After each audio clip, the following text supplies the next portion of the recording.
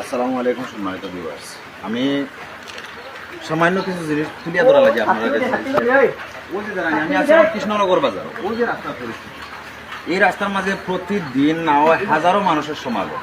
কিন্তু একজন মানুষ যদি ডেলিভারির সমস্যায় ভুক্তভোগী হয় বা যে কোনো সমস্যার কারণে ভুক্তভোগী হয়, একটা গাড়ি, একটা সিএনজি, একটা রিক্সা, এই ধরনের কোনো বাহন নিয়ে এদিকে আওয়াজ নাই, যে পরিস্থিতি এই রাস্তা পুরাটা রাস্তা বলে আমরা আওয়ামী লীগ সরকার ক্ষমতার থাকার সময় আমরা আনফোর চেয়ারম্যান সাহেবে খাস বসলা, এই খাসগুলো একবারে ধ্বংস হয়ে গেছে। জি পিছনে ভাই আর এক সময় না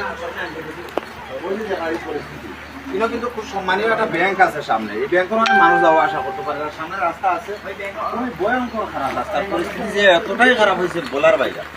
তো আপনারা সুন্দরভাবে এই ভিডিওটারে লাইক শেয়ার কমেন্ট করবা, বেশিরভাগে শেয়ার করবা, যেমন পালাখারণ নজরে পড়ে এই রাস্তার মাঝে কাজ হয়। আর বেশিরভাগ এই জায়গার মাঝে আমরা মুসলিম সম্প্রদায়ের মানুষ কম, হিন্দু সম্প্রদায়ের মানুষ বেশি, যার কারণে খুব অবহেলিত রাস্তাটা, কেউ এটার দায়িত্ব নেয় না বা কেউ একটা চায় না। এই রাস্তাটার বিষয় নিয়ে কেউরও কোনো গুরুত্ব নেই।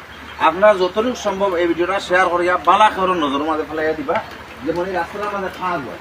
আসলে যদি খেয়রর একটু ক্ষতি করিয়া যদি জাতির উপকার করা যায়, এটা হচ্ছে সবচেয়ে বড় উত্তম বিষয়। আমি এই ছোট জিনিসটা আপনারা কাছে তুলিয়া ধরি, যদি আপনারা ভালো লাগে থাকে, আপনারা দেখুন রাস্তার পরিস্থিতি কি পরিমাণ খারাপ। এই রাস্তার মাঝে একজন ডেলিভারি রোগী যে কোনো একজন মানুষ লিয়ে যায় আপনি আইবা, এটা কোনো সম্ভব নাই, কোনো ক্ষমতা নাই। এরপরে সামনে আরো আছে, আমি ভিডিওর মাধ্যমে তুলিয়া ধরবো আপনারা কাছে।